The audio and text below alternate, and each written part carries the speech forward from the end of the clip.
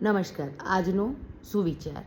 આપણા જીવનમાં કંઈ પણ થાય છે ને તો એના માટે ભગવાન પ્રભુ નિમિત્ત નથી રાખતા.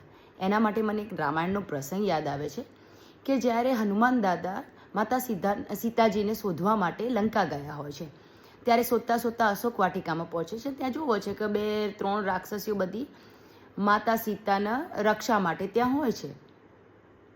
પછી હનુમાન દાદા ઝાડ ઉપર બેઠા બેઠા એમની વાતો સાંભળતા હોય છે. એમાં એક રાક્ષસી કહે છે કે મને રાતમાં એવું સ્વપ્ન આવ્યું કે એક વાનર આવીને આ સોનાની આખી લંકાને સળગાવી દીધી.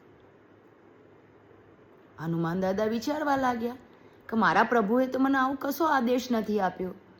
પછી હસે છે કે જેવી મારા શ્રીરામની ઈચ્છા.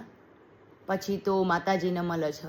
આપણે જાણીએ છીએ અશોક વાટિકામાં બધા યોદ્ધાઓ આવે છે, યુદ્ધ થાય છે.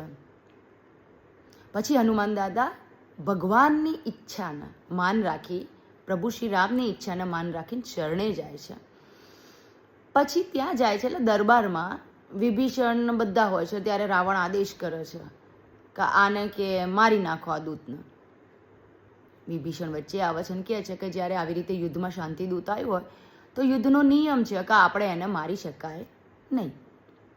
પછી રાવણ વિચારે છે.